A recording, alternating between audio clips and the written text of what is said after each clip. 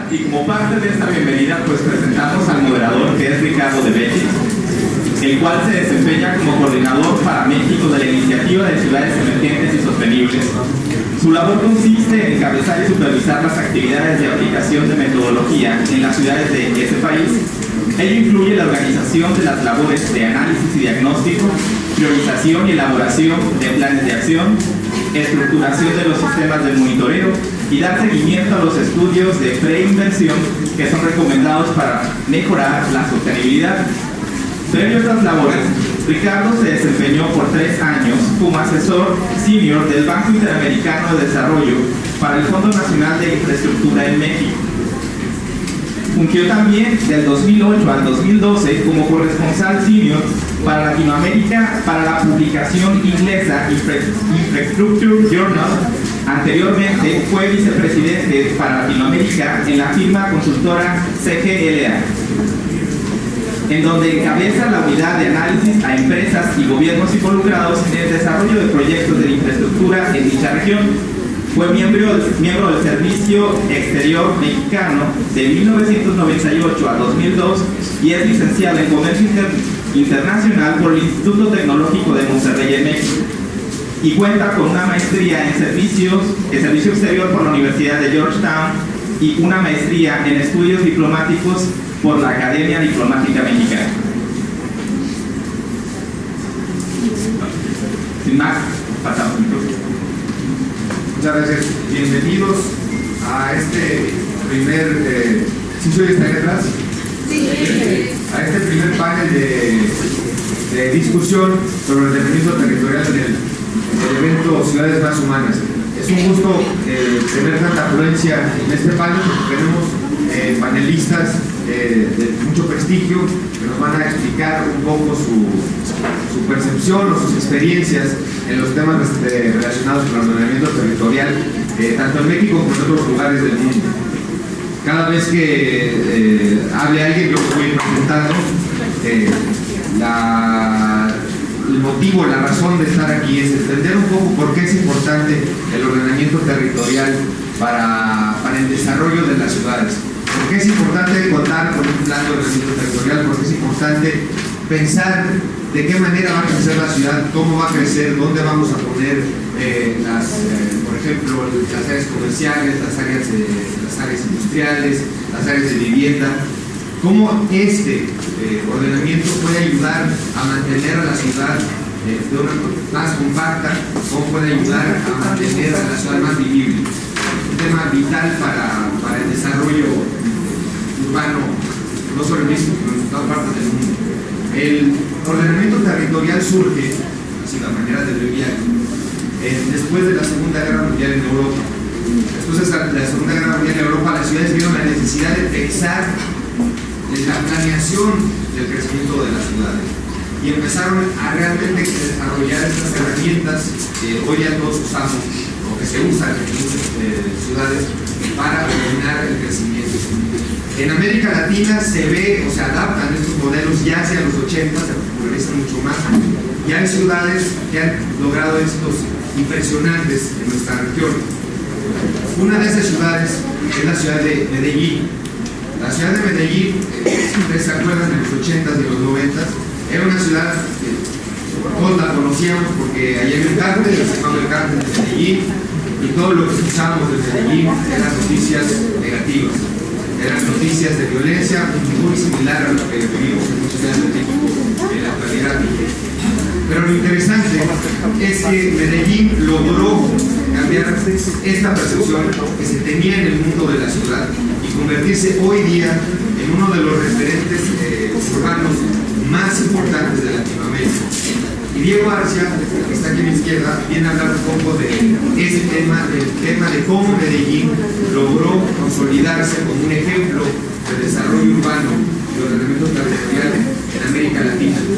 Tan es así este éxito de Medellín, que hace pocas semanas se llevó a cabo ahí el foro urbano mundial. La ciudad se ha tomado como ejemplo, que luego no solo en Latinoamérica, sino en todo el mundo.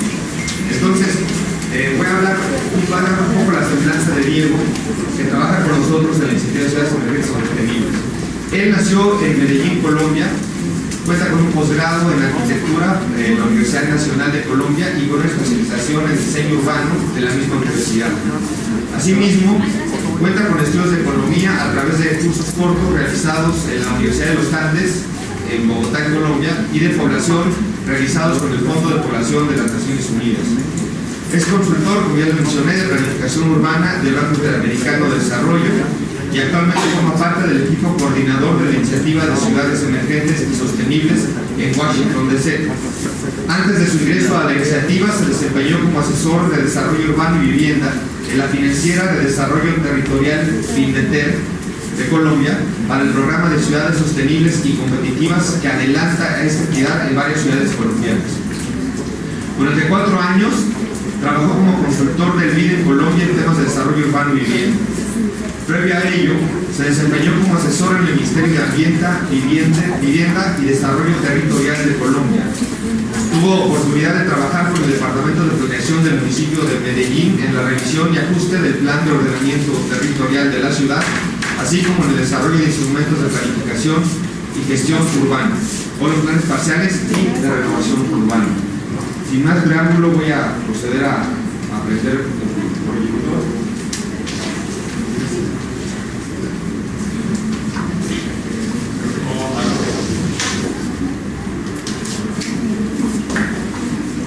Buenos días, ¿me escuchan bien?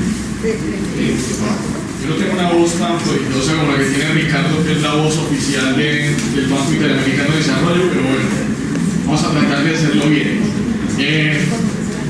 Les voy a contar 2 cosas rápidamente. Yo estudié arquitectura por un señor que se llama Antonio Gaudí. O sea, no es gratuito la presentación que acaba de dar Jordi hace unos pocos minutos. Y estudié urbanismo por un señor que se llama Ildefonso Cerdá. Y no estoy diciendo esto solamente para congraciarme con la presentación que se acaba de dar, no. El urbanismo nace, la palabra urbanismo nace con Ildefonso Cerdá. Y todos los ejemplos que vimos de Barcelona son ejemplos que ustedes van a ver reflejados en lo que ha hecho Medellín. Pero ¿qué es lo que pasa con Medellín? Que Medellín lo que ha hecho es una transformación, una relectura de todos estos elementos de ciudades. Recuerdo la pregunta que le hicieron a él hace un poco, diciendo ¿qué podemos replicar de Barcelona en La Paz? Pues precisamente no hay que replicar, hay que adaptar. Y eso es lo que les voy a mostrar con el caso de Medellín. Como lo decía Ricardo, vamos a ver un contexto rápido de lo que era la ciudad de Medellín.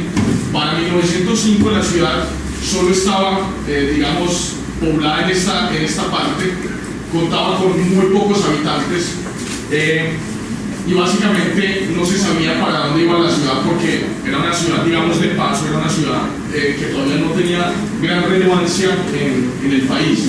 Fue creciendo. Para 1951, miren cómo se había esparcido la ciudad y había multiplicado su población. Había pasado de 50.000 habitantes a casi 350.000 habitantes en menos de 50 años. Esta es la ciudad para 1985.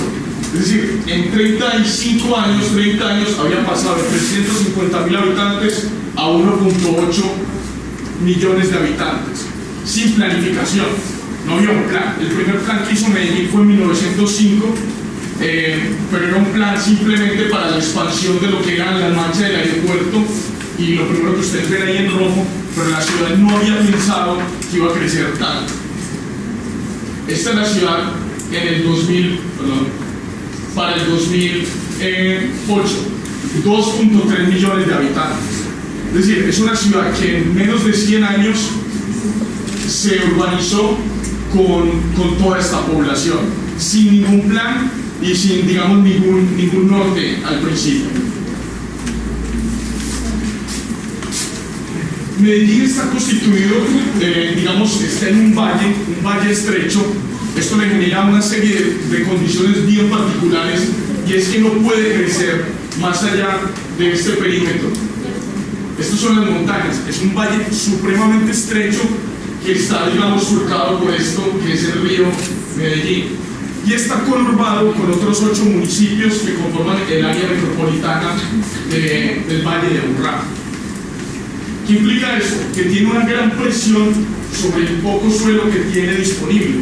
Entonces, es una ciudad que crece rápidamente, que crece sin un plan y que tiene unas condiciones geográficas que le impiden su crecimiento. Este es el valle.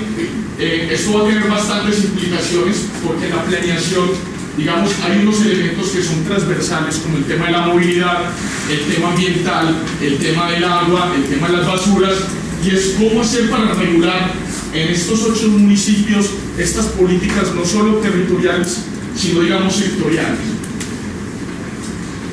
Esta es la revisión que acaba de hacer la ciudad de Medellín, y aquí estamos viendo cuál fue el crecimiento. Esta fue la demanda por vivienda en el borde urbano.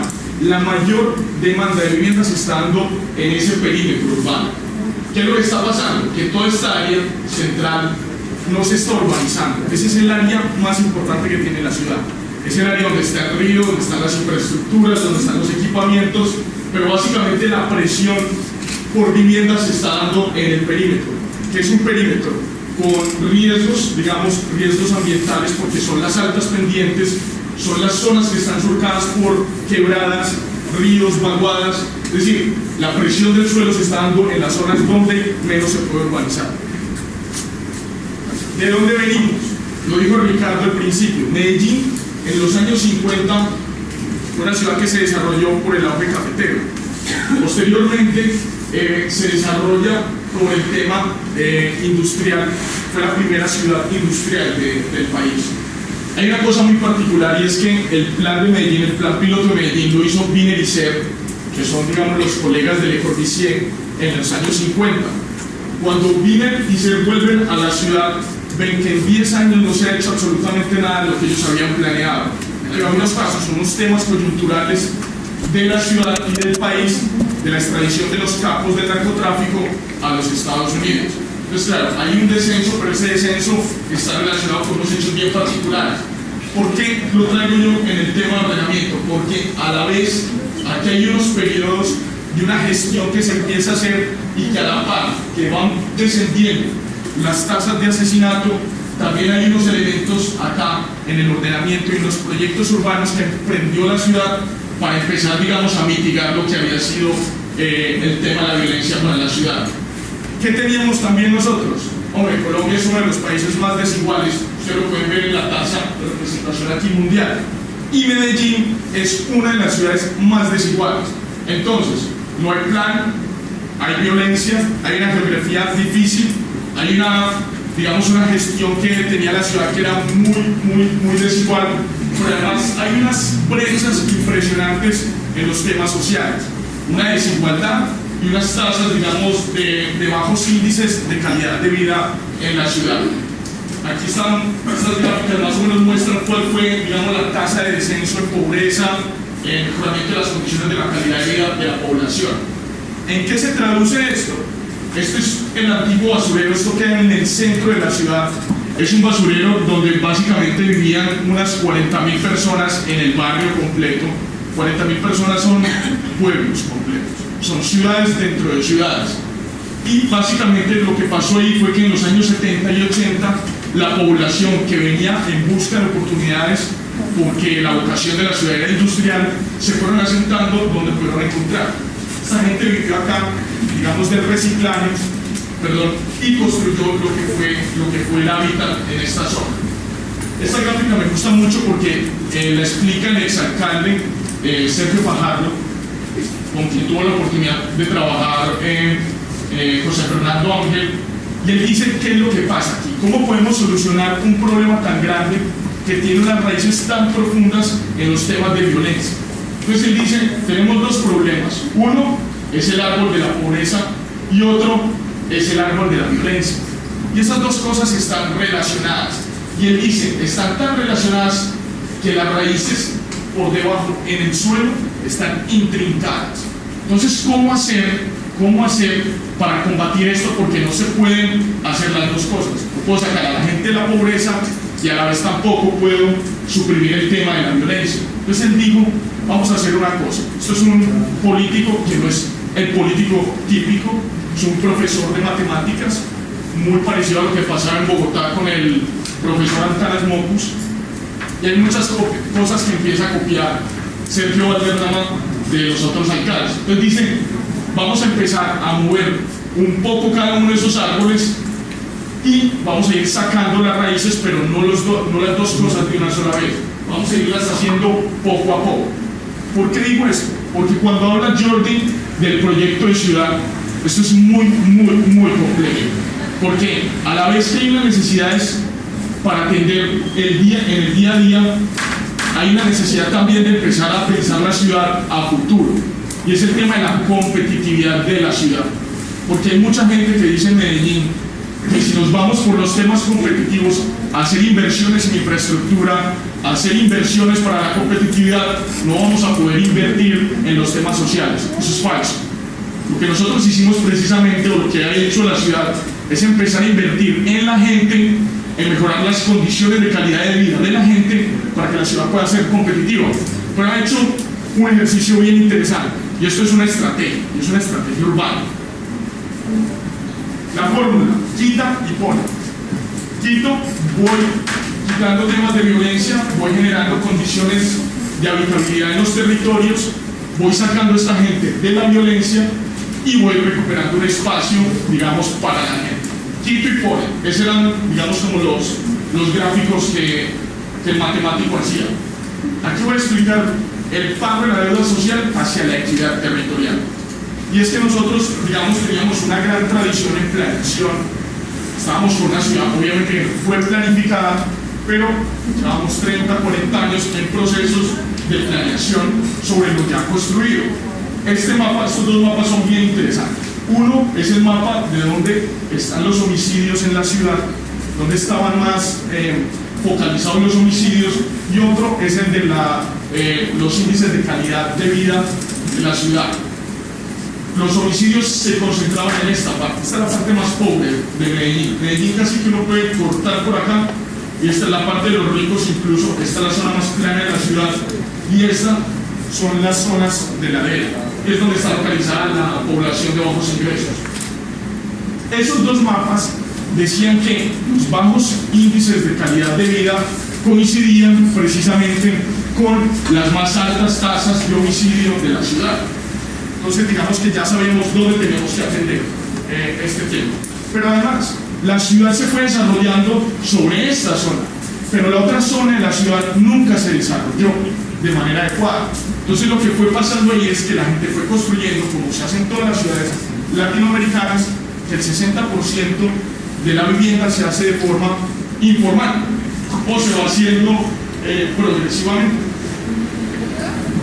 Pues con estos planos, digamos con estos mapas que se habían generado a partir de la información que disponía la ciudad, lo que dijo este señor es: vamos a invertir gran parte de los recursos no en competitividad, vamos a invertirlos en generar los mejores estándares de calidad de vida para esta población. Entonces, si ustedes ven la inversión focalizada sobre esta zona, es una inversión nunca antes vista en la ciudad de Medellín. Es casi 1.4 billones de dólares en más o menos unos 4 años. ¿Eso qué implica? Que llegamos a esos territorios, a empezar, digamos, a reformar esos territorios, y eso tenía que hacerse con unas estrategias urbanas. ¿Cuáles eran esas estrategias urbanas? Aquí, ¿qué teníamos para poder afrontar esos problemas? Hombre, había una capacidad de la ciudad, porque siempre fue industrial, de reinventarse, son innovadores, somos innovadores. Entonces, teníamos además una empresa municipal muy fuerte, que es Empresas Públicas de Medellín, es casi una de las 50 multilatinas, que tiene un presupuesto altísimo, casi el 40-45% de los recursos que van a la ciudad provienen de las utilidades de esta empresa de servicios públicos. Entonces, veníamos con un mejoramiento de las finanzas.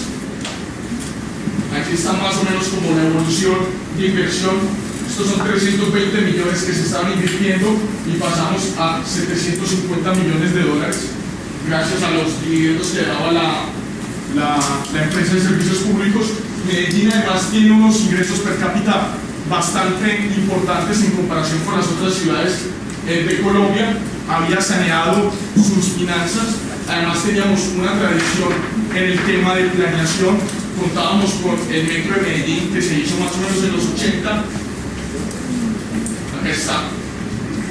Entonces ya habían algunos elementos ahí, ya teníamos, digamos, como las variables para empezar a atender y empezar a hacer esa transformación de la que estábamos hablando. Estos eran los retos, no me voy a detener aquí, voy a querer entrar directamente a lo que nos interesa las intervenciones. ¿Qué copió Medellín de Barcelona? Copió muchas cosas. Entre otras, estas obras de arquitectura eran obras aisladas que tenía la ciudad, pero es que en los años 90 muchos de los arquitectos de la ciudad se fueron a estudiar a Barcelona. Yo estudié a Barcelona. La manzana de Barcelona tiene una medida que Cerdá se inventó porque la estudió perfectamente. Entonces todos habíamos ido a ver cuáles eran los referentes de esta ciudad que podíamos incorporar en nuestra ciudad. El espacio público no siempre existió en Medellín. Esto es un tema que empezó a venir con las intervenciones que se hacían particulares en ciertas zonas de la ciudad, pero todo esto era desconectado. Estamos hablando de intervenciones atomizadas, es decir, una inversión bastante fuerte, pero sin, digamos, conexiones a nivel urbano. Planear para no improvisar, ese era uno de los temas que tenía el alcalde Fajardo. ¿Qué pasó aquí? Necesitábamos llegar a esos territorios, pero mostrar que era posible mostrar en menos de 2 años obras y cosas con las que las personas empezaran a confiar. ¿Sí? Porque planear y planear sin hacer es muy complicado. Entonces era plan-proyecto, plan y acción. Es decir, mientras se iba planificando y se iban desarrollando los proyectos a nivel urbano, se iban haciendo intervenciones particulares. ¿Qué copiamos de Bogotá? Hombre, copiamos el tema de los colegios, copiamos el tema de las bibliotecas, pero lo adaptamos a la realidad de Medellín. Ya he dicho 2 cosas que hemos copiado. Hemos copiado cosas de Barcelona y hemos copiado cosas de Bogotá. Pero también hay un estilo que copió el alcalde y era el estilo que tenía Mopus. Y es que la educación era el centro de las intervenciones. ¿Por qué? Porque él dice, yo creo que eso no lo discute nadie, y es que para poder salir del ciclo de la pobreza hay que educar a la gente. Pero hay que educarla además con los elementos de la ciudad.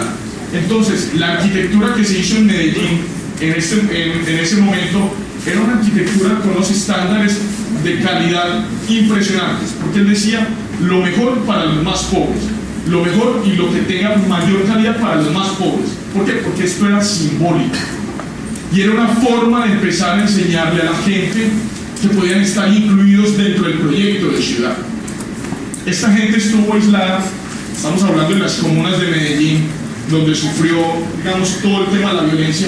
Esta gente cuando iba al centro de la ciudad decían, voy a Medellín. Eso es hace 20 años, voy a Medellín. Pero ¿cómo vas a ir a Medellín si estás en Medellín? Precisamente porque había una desconexión social de toda esta gente de lo que eran las oportunidades que ofrece la ciudad. Miren, estas son las intervenciones que se hizo, aquí están mapeadas. Si ustedes ven esto acá, esto es lo que es el metrocable. Nosotros teníamos un sistema de transporte que era el metro, pero era un metro ineficiente, porque, digamos, esta gente, para ir al centro de la ciudad o a los lugares de trabajo que quedan en esta zona, tenían que bajar hasta el metro y de aquí poder tomar la línea. Muchos lo que hacían era que directamente tomaban los buses o el transporte colectivo y llegaban directamente. Entonces que hay una idea que le surgió a un alcalde anterior a Fajardo, que era, ¿y por qué no usamos un metrocable como sistema de transporte? A ver, los metrocables ya se inventaron, pues digo, Medellín no se inventó los metrocables. Lo que sí se inventó es que fue el primer metrocable usado como medio de transporte para personas y no para mercancía, y fue la punta de lanza para poder entrar a este territorio. Estas son las comunas más peligrosas de Medellín, ahí nunca se había podido entrar. Entonces, la punta de lanza es un proyecto de movilidad, pero mire lo que empieza a pasar. Ustedes ven todos los puntos verdes y rojos, todos esos son los colegios, las escuelas, los centros, digamos, educativos, todos los equipamientos urbanos se empiezan a disponer sobre esa franja o sobre ese corredor que es el que penetra el territorio para poder empezar a ganar ese espacio. Quita y pone, quito y pongo. Esa era la teoría que se estaba planteando ahí. Mire que es una estrategia urbana para poder empezar a reequilibrar el territorio en términos de calidad de vida y oferta para las personas. ¿Cómo lo hacían? Pues también nos inventamos una cosa que se llamaban los proyectos urbanos integrales, que era básicamente tomar una zona, o sea, en un barrio, porque intervenir en barrios era poco costo efectivo, costo eficiente, porque eran intervenciones muy puntuales, y se dijo, no, vamos a pensar en áreas geográficas que tengan ciertas particularidades y que tengan ciertos elementos sectoriales. ¿Qué son elementos sectoriales? Hombre, el transporte, los elementos naturales, los equipamientos de gran escala. Entonces nos inventamos lo que fueron los proyectos urbanos integrales, que era la forma de planificar, y a su vez ahí identificábamos proyectos específicos donde podíamos hacer intervención. Aquí les muestro, estos son los metrocables, estas son las montañas. Miren, esta que es la biblioteca de Santo Domingo, es una biblioteca que queda en uno de los barrios más pobres de la ciudad, pero que se podía ver desde cualquier lugar de la ciudad. Entonces la gente empieza a reconocerse en su barrio, a sentir orgullo por su ciudad, porque lo estás integrando. Esto permitió que estas personas pudieran ya utilizar el sistema integrado, que es un sistema integrado con una tarjeta. La gente entra al metrocable y se puede desplazar por cualquiera de las líneas del metro de Medellín y tomar los buses que nos van a conectar con las áreas de trabajo. Estos son los tipos de intervenciones que se hacían.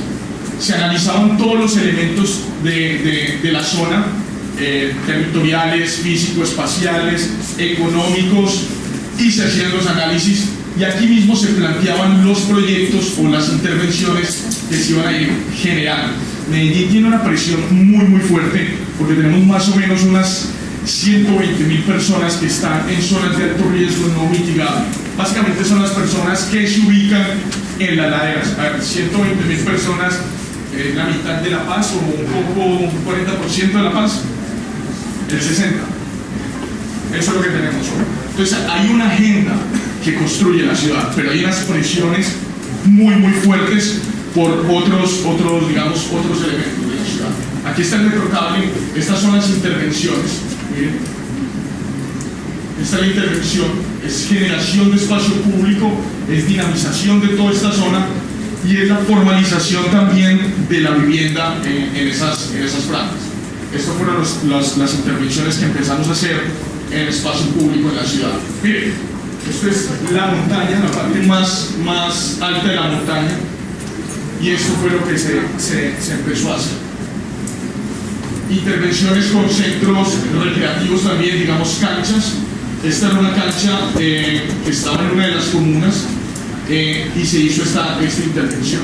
Entonces eran intervenciones con calidad en el espacio público. Lo más bello para los más pobres, era como la consigna. Aquí están piscinas que se adaptaban al territorio. Estos niños nunca vieron una piscina en su vida.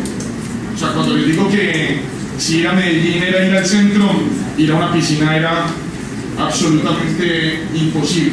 Intervenciones en vivienda, estas zonas, nosotros tenemos más de 150 quebradas. Es una montaña bastante escarpada, con muchas vaguadas, muchos elementos, digamos, naturales. Estas eran las intervenciones que hacíamos. Si ustedes ven, todas estas son casas que ocupaban, digamos, las zonas de retiro, la franja de retiro de la quebrada. Entonces, se hacían intervenciones de este tipo. Esto tiene una gestión bastante fuerte. Miren, estos son tuburios, básicamente, que vierten sobre esta franja. Entonces, lo que se dijo es, volvemos a innovar. ¿Qué nos inventamos? Porque a nosotros nos decían desde el gobierno nacional, ojo, usted no puede, usted tiene que correrse 30 metros a partir de la quebrada. Nosotros dijimos, no, porque si no me toca reubicar a 500.000 personas. Entonces vamos a hacer una adaptación, vamos a tratar de entender ese territorio, vamos a ponerlo a funcionar, y empezamos a hacer innovaciones no solo normativas y regulatorias en términos de ordenamiento ambiental y urbano, sino que también empezamos a decirle a estos señores, a ver, usted tiene una casa hoy que está en papel, periódico, como fuese. Denos su tierra, denos su terreno, nosotros construimos sobre su terreno, redensificamos y a nosotros le vamos a dar a usted una vivienda y nosotros vamos a tener las otras viviendas para poder reubicar a las otras personas. Entonces era plan y proyecto. A la par que íbamos haciendo los proyectos urbanos, íbamos haciendo la gestión en intervenciones con un batallón de técnicos que trabajaban con, digamos, las comunidades y básicamente las comunidades. Estos son los tipos de intervenciones. Miren, estos son los edificios que se hace todo un reordenamiento, esto es mejoramiento integral de barrios con renovación, podría decirse. Aquí están, digamos, como algunos detalles de esas intervenciones. Estos son los tipos de equipamiento que teníamos también en la zona. Eran equipamientos también de tipo productivo, el tema de MIPYMES, el tema de fortalecimiento de la competitividad de esas comunidades, porque de nada vale hacer intervenciones si usted no le está generando ingresos a la población.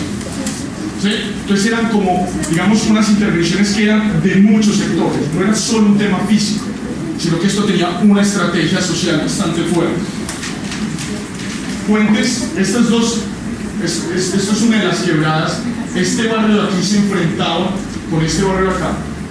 Es muy común, digamos, esos límites invisibles de los que se habla en Medellín, que es no puedes pasar una calle si eres de otro barrio porque básicamente te asesinaban. Entonces este proyecto es bastante simbólico porque lo que hace es unir esas dos comunidades. Entonces hay todo un proyecto fuerte de trabajo social con estas comunidades para poder hacerlo factible, porque una cosa es lo que uno planea, pero de ahí a ejecutarlo hay todo un trayecto. Estas son, digamos, jornadas con las comunidades, mire, el espacio para tener ya otras calidades de espacio, otras zonas, básicamente. Acá estas son como las distintas intervenciones, los parques, bibliotecas. Entonces vuelve y juega. Mire, estos son los territorios de los que estamos hablando y se insertaban estos equipamientos de altas calidades en estas zonas. Hay un tema de sostenibilidad en los programas ahí que puede ser cuestionable, puede ser uno de los temas para seguir trabajando, y es cómo se operan estos equipamientos. Entonces aquí, básicamente, otra muestra de los ejemplos de los que estoy hablando. Voy a pasar rápidamente. Estos son los tipos de equipamientos que hicimos. Gracias a que EPM tenía el recurso que tenía, se pudo hacer esta inversión, pero todos estos proyectos se sacaron a concurso. Hoy en día hay un batallón impresionante de capital humano en la ciudad que no tiene miedo de enfrentarse a este tipo de proyectos. Y hoy en día los que se ganan los proyectos son los arquitectos, los urbanistas, los ingenieros de la ciudad. Es muy importante tener ese capital humano dentro de las universidades, porque la tradición de Medellín es que fue la primera escuela de ingeniería de Antioquia. Entonces, capitalizar eso, tener ese recurso en la ciudad, ha fortalecido los procesos de planificación y de gestión de la ciudad. Aquí más imágenes, aprovechando, digamos, que los pobres lo que no tienen, digamos, espacio público, pero tienen la mejor vista de toda la ciudad. Un poco lo que pasa en las favelas de Río de Janeiro, etc. Estos son los límites, estos son los equipamientos, los jardines infantiles que se hicieron en estas zonas, las escuelas, mucho más jardines infantiles. Voy a pasar mucho más rápido comandos de atención inmediata acá, digamos, inversiones en seguridad en espacio público, pero no nos olvidamos de que la ciudad también necesitaba tener unos espacios de competitividad, ¿sí? Entonces necesitamos unas infraestructuras que soportaran esos otros elementos más del nivel de ciudad. Entonces estamos atendiendo los barrios, las comunas, pero a la vez estamos pensando en, oye, ¿para dónde va la ciudad? La ciudad hoy en día es una ciudad de servicios donde el 74% de la población activa está dedicada a este tema. Estas son intervenciones, digamos, sobre elementos ya más del centro de la ciudad. Miren los equipamientos que se empezaron a hacer enlazados ya con los elementos urbanos de vías, calles, corredores. Son intervenciones este es el jardín botánico, se han ganado premios de arquitectura de arquitectos colombianos. Este es el programa del Distrito de Medellín de Innovación. Entonces vuelve y juega, copiando a los paisas, como decimos nosotros, ¿sí? Adaptando. Entonces también tenemos un distrito de innovación. De hecho, Hewlett Packard acaba de poner la sede principal de ellos en Colombia en el Distrito de Innovación. El Distrito de Innovación a su vez está adjunto a lo que es la Universidad del Campus Universitario de la Universidad de Antioquia. Entonces hay un montón de traslapes entre la producción, digamos, que se está dando en la universidad con aplicaciones específicas sobre empresas de innovación que están en este distrito. Este es un proyecto muy lindo, lo pueden ver, toda la información está en internet. No es diseño participativo, sino proyectos concertados. Este es el primer basurero. ¿Recuerdan la imagen del basurero que les mostré al principio? Bueno, yo trabajé en este proyecto hace 10 años. Es un proyecto que lleva 25 años haciéndose. Todos los arquitectos de la ciudad, todos los ingenieros, todos los ambientalistas han tenido que ver con este proyecto. Este es el Centro Cultural de Moravia, que es el único proyecto que hizo Salmona en la ciudad. Y aquí les voy a mostrar rápidamente cuál fue la intervención de ese barrio. Había que reasentar la población porque estaban en un basurero. Esta gente cocinaba con los gases que salían de la basura. Teníamos problemas de lixiviados, teníamos problemas de ratas, de plagas, etcétera, etcétera. O sea, es un proyecto que se le encarga a la Universidad Nacional de Colombia, donde yo tuve la oportunidad de participar. Lo que hacemos es toda la intervención de ese antiguo basurero, convertirlo en uno de los proyectos o de los cerros tutelares de la ciudad. Uno de los elementos urbanos y de recordación de la ciudad. Esta es la terminal de transporte. Esta gente está en la mejor zona de la ciudad. Pero antes eso era la periferia. El problema es que cuando la ciudad fue creciendo, los fue envolviendo y después ellos quedaron en el mejor territorio de la ciudad. Pero entonces ellos decían, ahora yo me tengo que ir después de que yo construí el hábitat por 30 años comiendo basura, viviendo en la basura, y ahora me tengo que ir. Pues no, lo que dijimos es vamos a tratar de reasentar esta población en este mismo territorio y a generar, digamos, con las condiciones ideales. Pero también estamos pensando en ciudad. Este es el río Medellín. Lo que hacíamos eran intervenciones que hoy en día se están concretando en lo que es el parque del río Medellín, que eran de este tipo. Hoy en día este es el parque, o el jardín, es un jardín urbano. Se ha hecho toda una recuperación, digamos, de la montaña, y hoy contamos, digamos, como con un espacio muy particular. Otro tipo de intervenciones que se están haciendo, creo que queda muy poco tiempo ya. Y este es lo último que podemos ver de la ciudad, y es el modelo de ordenamiento territorial. Un río que lo atraviesa, que es el elemento estructural de donde están todas las infraestructuras de servicios. Una ladera media que hay que consolidar con vivienda. Medellín es una de las ciudades más densas de Colombia, y también digamos que es comparable con otras ciudades que tienen unos estándares. Una protección del borde, este borde, con unas intervenciones para la recuperación o digamos el reasentamiento de la población y unos elementos digamos estratégicos a nivel de conectividad territorial. Voy a tener que pasar rápido, estas son algunas de las intervenciones. Volvemos a innovar. Una escalera eléctrica pues ya está inventada, pero ¿y qué tal si esa escalera eléctrica me sirve a mí para conectar a esa población que nunca ha podido salir de ese territorio a través de un elemento ingenieril? Esto es lo que tenemos hoy en día, intervenciones donde la tecnología básicamente está pensada para la gente. Más cosas, esto es de lo que estaba en la ciudad, pensando en Río, pensando en los barrios, pero pensando en los elementos de ciudad. Paso, esto es el control sobre el borde, y yo creería que me quedo acá. Sí, creo que me robé más tiempo, perdón. Muchas gracias, Diego.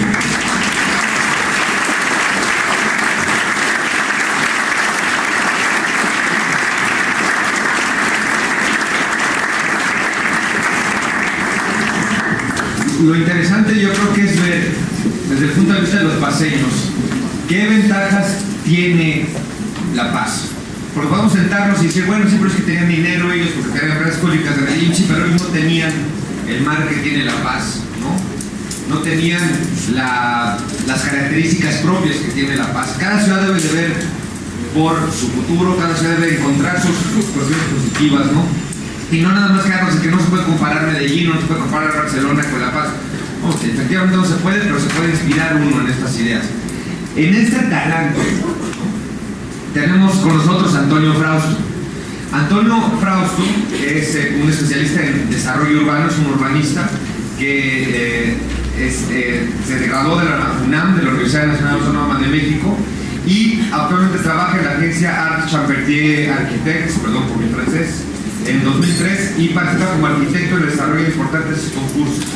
Entre sus proyectos y realizaciones se encuentra el polo multimodal de la estación férrea de alta velocidad, o el TGV, en Nancy, Francia, el aeropuerto de Tontouta, en Umea, Nueva Caledonia, en el centro de negocios World Trade Center Alameda Park de Barcelona, y el Centro Cultural y Deportivo d'Espace Vendée en Francia.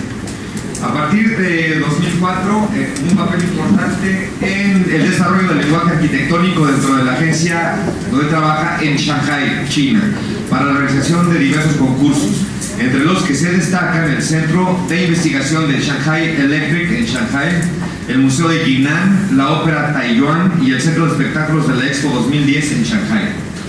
En 2007 se convirtió en arquitecto asociado de Art Chambertier Architects, hecho que garantiza un papel dominante en su labor de investigación arquitectónica.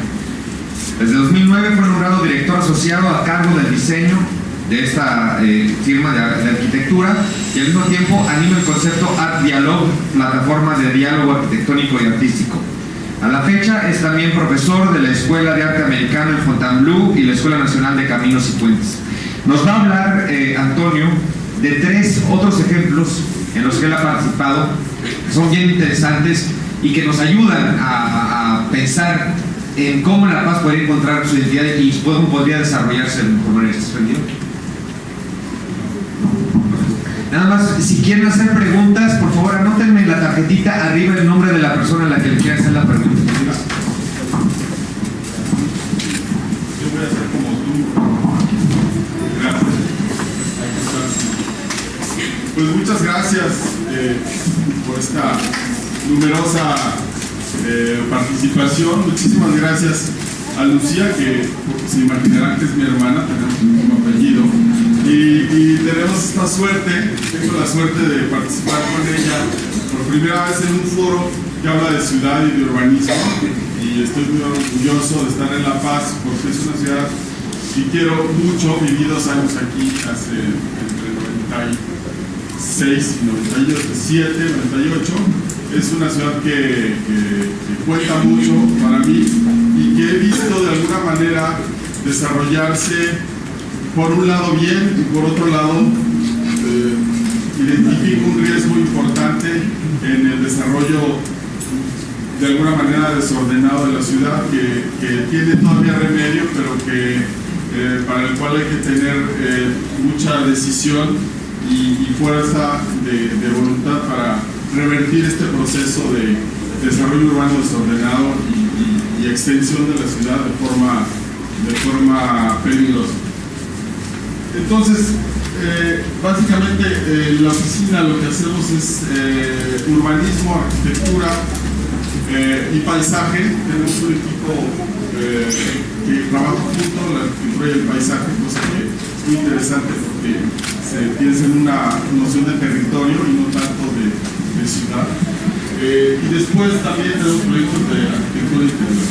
Estamos presentes en París, mucho en Asia, hemos trabajado mucho en China, en Vietnam, en Japón, en Corea, y muchos proyectos en el norte de África, y ahora hemos tenido la suerte de trabajar mucho más en Latinoamérica, cosa que yo llevo y que me llena de orgullo. Simplemente rápido para decir que el hombre y la ciudad se construyen en su contexto. Ayer hablábamos en una escena de la peatonización posible del malecón de La Paz, y entonces este ejemplo, pasan rapidísimo. Esta es la primera calle peatonal de China, de la China abierta al mercado, en Shanghái. Y fue una experiencia muy interesante porque esta calle estaba ocupada por vehículos, bicicletas, y hoy en día es el paseo peatonal más importante de Shanghái, donde millones de personas al día, y hablo sin exagerar, millones de personas caminan por esta calle que se ha convertido en la calle comercial más importante y donde se encuentra atractiva. Aquí estamos en una competencia con todas las grandes ciudades del Mediterráneo, es decir, ejemplos exitosos. Lo vimos hace rato, Barcelona, Marsella, y hay ciudades históricas muy importantes en el Mediterráneo. Nosotros con Arquel queremos crear una referencia y ser la ecometrópolis de la parte sur del Mediterráneo. Entonces, aquí se ve un plano general de la bahía. ¿Cómo lograr esto? El rectángulo que ven aquí en medio es el centro de la ciudad, que es una parte, digamos, mínima de la bahía. ¿Cómo lograr esto? Pues teniendo en cuenta en la planificación el tratamiento no solo del frente de mar, sino de los terrenos que están detrás de este frente de mar. Entonces, lograr que sea la ecometrópoli del Mediterráneo, una ciudad atractiva y dinámica, abierta y hospitalaria, sana y segura, una ciudad que respete el medio ambiente y que preserva los recursos naturales, y una ciudad donde la gente esté contenta de vivir. Entonces, otra característica importante de estos países como Argelia es que se ha salvado, en comillas, de la primavera árabe, pero la fragilidad social está siempre presente y siempre hay una serie de amenazas sociales importantes y si no se atienden los graves problemas que existen, hay el riesgo de explosión siempre. Entonces, se trabaja en la estructura urbana con una macro malla de conexión para quitar, para poder liberar los terrenos de frente del mar. De otra manera, crear una diversificación a lo largo de la bahía. Entonces, en lugar de hablar de una centralidad, hablar de una policentralidad a lo largo de la bahía y que permita un desarrollo urbano a partir de centros urbanos localizados en torno a equipamientos y a proyectos de uso mixto, en el cual se combina el trabajo, la vivienda, las actividades deportivas y culturales y la vida de una ciudad a lo largo de la bahía. Se recupera el frente de mar, que hoy en día está ocupado por infraestructura de transporte industrial y militar. Entonces, la recuperación de este frente de mar es muy importante. Hay otra cuestión que está ligada a la topografía de Argel, que es muy parecido a Barcelona en ese sentido. Es una ciudad donde la playa es muy corta y es muy escarpada. Entonces hay problemas de contaminación de la bahía muy importantes y la idea era, por medio de estas transversales verdes, crear una política de recuperación del agua y de tratamiento de agua por medio de la fito-restauración. Aquí vemos una imagen del centro de la ciudad y de cómo estas dársenas, hoy parte del puerto, serían recuperadas para crear los grandes equipamientos del centro de la ciudad y la continuidad de la ciudad hacia el frente de mar. Recuperar de alguna manera el orgullo de estar en la costa. Hoy en día la ciudad le da la espalda al mar y de esta manera crear un frente de mar que hoy no existe. La ciudad de Argel y aquí lo vemos, es como una especie de 1000 hojas histórico. El barrio que ven aquí arriba se llama La Casba, son casas autoconstruidas, pero desde hace muchos siglos, con sistemas de tierra y madera, son muy frágiles, y hay un plan UNESCO para reestructurar toda esta parte. Aquí en esta otra zona ven la intervención francesa, con un ordenamiento y una ordenanza muy a la francesa, pero con una densidad que es una buena pista para el futuro de las ciudades que tienen un clima como el de La Paz, caluroso, y donde acercando los edificios creamos sombras que hacen que los edificios se refresquen de forma natural y tengan menos necesidad de usar el aire acondicionado. Y al final recuperar el frente de mar, los puertos de pesca, darles una identidad turística. La plaza principal, que se llama la Plaza de los Mártires, es un tema difícil porque los mártires son con una guerra con Francia, Entonces yo usaba siempre el pretexto de que era mexicano para ir a presentar el proyecto, algo que fue muy útil. Y entonces la Plaza de los Mártires es un espacio público que liga el Frente de Mar con la ciudad, pasando por un proyecto de transporte público del metro que ya está construyéndose, y rinde homenaje a las víctimas de la guerra con Francia. Entonces aquí pueden ver cómo la ciudad va bajando hacia la costa y en la noche se convierte en un lugar de animación y de homenaje a los habitantes de Argelia. La ciudad, sin embargo, tiene que crecer y nosotros así lo entendemos. En Argelia hay una fuerte presión también de los inversionistas, sobre todo de Dubái, que han tenido esta idea de construir sobre el mar. Y entonces, para quienes están enterados de los riesgos y de las consecuencias ecológicas que esta idea de construir ciudades sobre el mar tiene, es una idea completamente ajena a la ecología, y nosotros lo que hicimos fue, desde luego, densificar el frente de mar, pero siempre creando estos grandes espacios de filtración de agua y al mismo tiempo creando espacios públicos, espacios verdes y un paseo para todo el mundo. Nosotros estamos convencidos que el espacio público de calidad trae más beneficios muchas veces que las políticas que puedan tener los países, ¿no? La mejor forma de traer la democracia a un país es creando espacio público, no cambiando las leyes muchas veces. Entonces la idea es construir y densificar de forma transversal a la costa y crear un paisaje interesante. Entonces, ¿cómo nos vamos acercando hacia la costa? Esto es interesante, podría ser interesante para La Paz también. Entonces, el Frente de Mar siempre como un paseo público, peatonal, los transportes en las calles laterales. Aquí hay un tramway, es una línea que ya está en construcción, y como pueden ver, la altura de los edificios va bajando conforme se acerca al Frente de Mar, en lugar de lo que se hizo en Acapulco, por ejemplo, donde es una muralla continua y el espacio público no existe.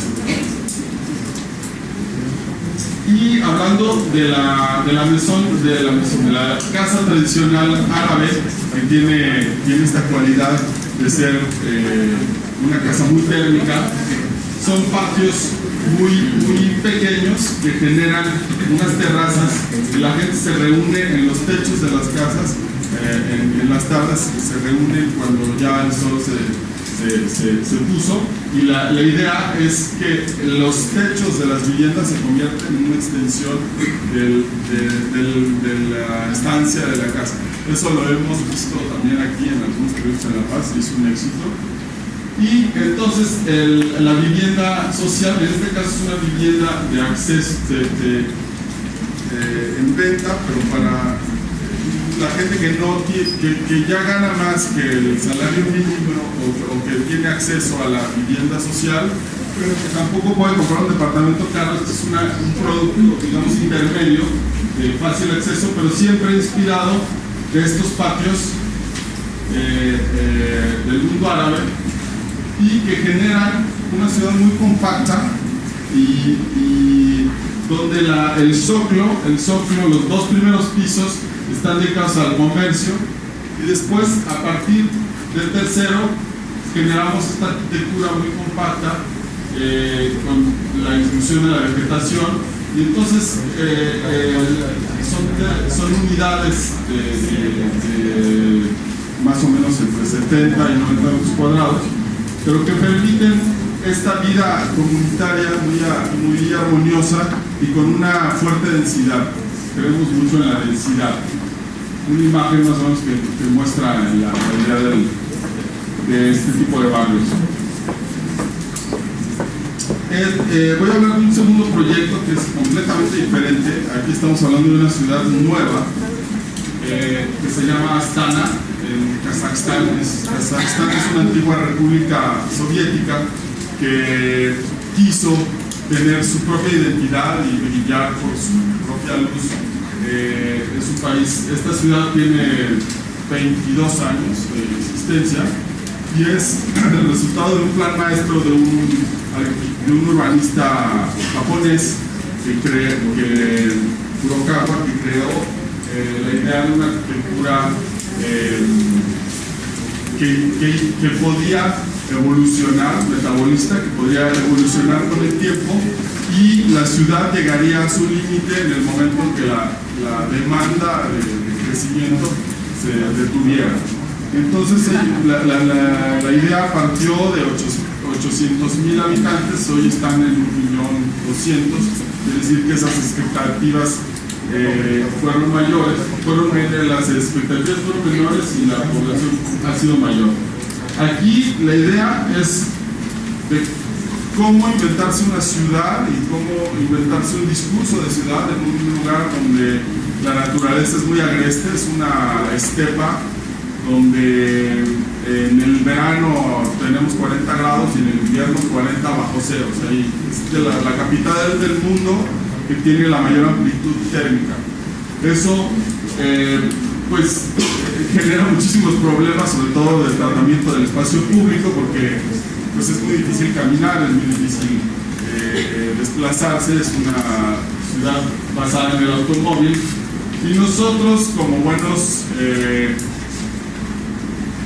digamos mediterráneos o mexicanos tenemos la idea de esta ciudad convivial, ¿no? Entonces empezamos a analizarla, nos pidió el Ministerio de Economía e Industria hacer un plan maestro para el Expo 2017 y la inclusión de la actividad turística que hoy no existe. O sea, nadie va a comprar un boleto para ir a pasar unas vacaciones a Astana, y entonces era un pedido un poco original y difícil. Entonces empezamos a basarnos en las cosas más lógicas y fáciles. Hay un río que existe, que atraviesa la ciudad, pero que nadie utiliza.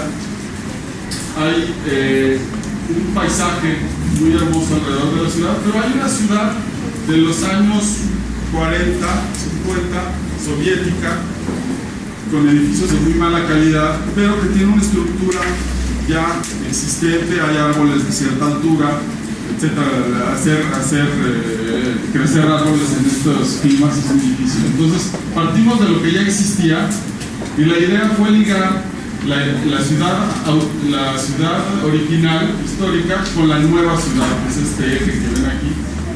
Entonces, en lugar de destruir lo que existe, lo que propusimos fue regenerar la ciudad en la ciudad. De nuevo, aquí con un proyecto de densificación a lo largo del río. Este es el frente del río hoy en día, que es una infraestructura más técnica que otra cosa, y lo que proponemos es crear un paseo a lo largo del río, un lugar donde la gente se quede, ¿no? y traer actividades a lo largo de este río, crear pasarelas para los peatones que no existen hoy en día y densificarlas con equipamiento público, deportivo. En este caso, este río en el invierno pues, está congelado obviamente, y entonces aquí lo que proponemos es una gran pista de patinaje y un equipamiento público alrededor de esta nueva pasarela. El clima siendo tan difícil, lo que creamos también son calles cubiertas con el adosamiento del comercio y de equipamiento. Entonces la gente, en lugar de caminar a 40 bajo cero, pues camina por estas calles interiores. Entonces, de alguna manera, entender el contexto. Hay una tradición del caballo allá, que también es muy importante, y son gente que caza con águila, y es una cosa muy única. Entonces la idea fue crear este gran centro hípico y de tradiciones de esta región, de Asia Central. Y también, curiosamente, son gente que participa, envía con satélites. Entonces hay muchos astronautas que eran soviéticos en su época y ahora son kazajos. Entonces la idea es crear esta ciudad del espacio que le daría mucho más valor a la ciudad en términos de identidad.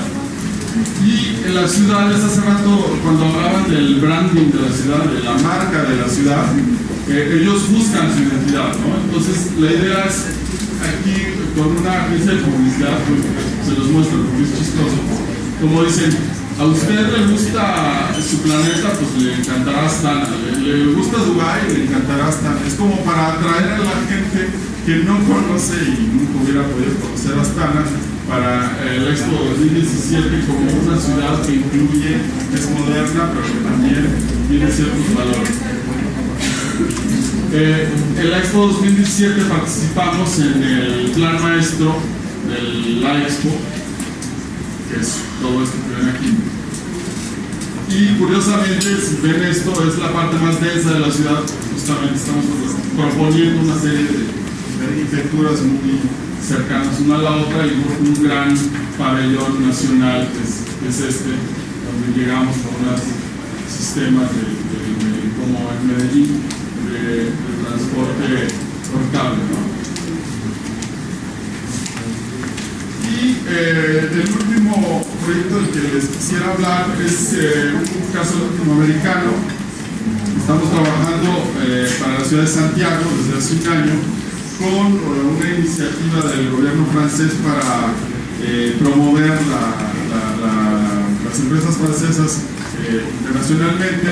La ciudad de Santiago nos pidió que trabajáramos en un tema que es para ellos muy importante, para la ciudad de Santiago sobre todo, que es cubrir una autopista urbana que atraviesa la ciudad y que la parte en dos.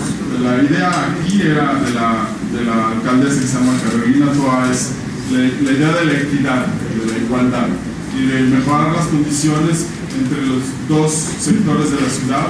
Santiago es una ciudad donde los ricos viven en toda esta zona, fuera de la ciudad, y estas zonas son mucho más populares, aunque no existen los fenómenos que conocemos en México, en Brasil o en otras ciudades de un crecimiento desordenado de la población.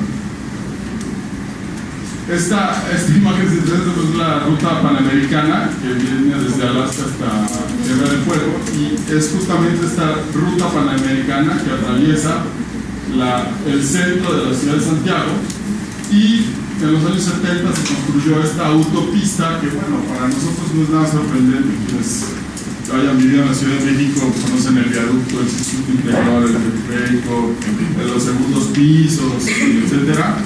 Es como el homenaje al coche y a la vialidad, y aquí la idea es revertir ese proceso, cubrir esta autopista y de alguna manera regenerar ese tejido urbano que hoy en día está partido en dos. Esta imagen es interesante porque tenemos los Andes al fondo y esta autopista atraviesa la ciudad en medio. Entonces lo que empezamos a hacer es estudiar la estructura urbana de Santiago desde su creación por los españoles, y esta estructura que vemos hoy existe todavía. Hay una serie de cerros urbanos que son muy interesantes. En medio de la ciudad hay cerros y que siguen siendo espacios naturales donde no hay construcciones. Entonces nosotros partimos de la idea de la topografía, la geografía y la historia de la ciudad para dar como pistas para para el proyecto. Estamos trabajando en la creación de un software, un programa que es complicado porque la idea es meter todos los indicadores geográficos de la ciudad y de todos los indicadores de la ciudad, de población, de densidad, de calidad del aire, etcétera, en este programa. Estos indicadores se reflejan con gráficas, como pueden ver aquí. Esto es el transporte público, por ejemplo, y la distancia que la gente tiene que recorrer para el transporte público. Aquí estamos hablando de gráficas de ruido durante el día, durante la noche, y lo que es muy interesante para nosotros en este caso es cruzar no solo la información, sino hacer trabajar a instancias municipales, regionales y los ministerios en una sola plataforma. Es el poder que tiene, digamos, este instrumento, y es una forma de integración de la información muy valiosa. Y sobre todo lo que nos permitirá después es comparar con el proyecto urbano esos indicadores después del proyecto, ciertos espacios, y ahí vemos como hay muchos otros espacios que no tienen acceso a los parques. La cuestión de la densidad, que es bastante homogénea, el acceso a la cultura, aquí estamos viendo la altura de los edificios en general, y la constructibilidad posible dentro de la ciudad en una idea de densificación aún mayor, aunque Santiago es una ciudad bastante vertical. Estos indicadores después se traducen en un proyecto urbano que tiene 3 ejes principales: una red verde, donde esta autopista se convierte en un corredor de paisaje que liga a todos los espacios verdes que existen hoy y que están desconectados,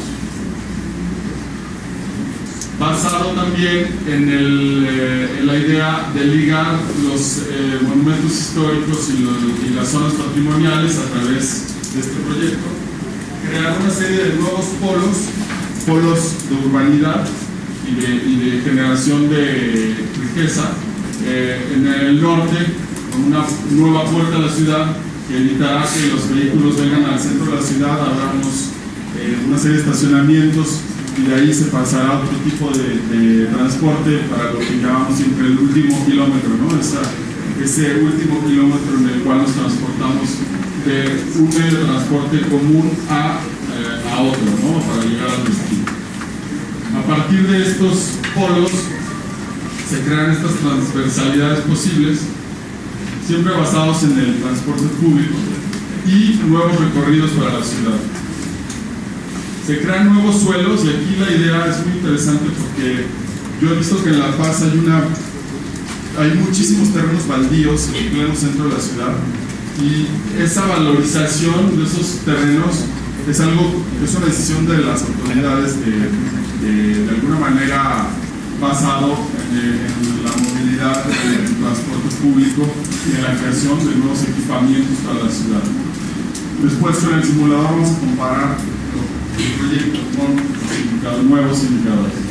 Y hablando de La Paz, pues creo que lo que identificamos es hoy en día un parteaguas, porque La Paz está en un momento histórico en el cual se puede convertir en una ciudad ejemplar para el país, y no solo La Paz, sino toda la Baja. Yo siempre he soñado con que la Baja puede ser como el Costa Rica de México, un país completamente sustentable, una península ejemplar para el mundo, y está en el momento en el que lo puede lograr, o ya otra vez seremos ciudades desordenadas, caóticas, ¿no? Entonces partimos del patrimonio. Ayer, antes de empezar el congreso, fuimos a nadar con los tiburones ballena. Después nos tocó un atardecer increíble. Yo creo que hay muy pocas oportunidades en la ciudad, en muy pocas ciudades se puede vivir con esa proximidad con la naturaleza, con una naturaleza tan rica y tan única. Y yo creo que no nos damos mucho cuenta aquí de esa riqueza, y es un verdadero argumento de venta mundial para la ciudad, ¿no? La ciudad de La Paz tiene una escala todavía muy buena, aún con estos errores de proyectos de casas individuales como tapetes construidos en el desierto. Todavía creo que es un proyecto, un proceso que se puede revertir. Es una ciudad de refugio. Ayer Jordi decía hoy, yo no sé por qué yo no conocía La Paz. Yo me encanta, estoy enamorado de La Paz, pero también es una ventaja que La Paz no sea Cancún.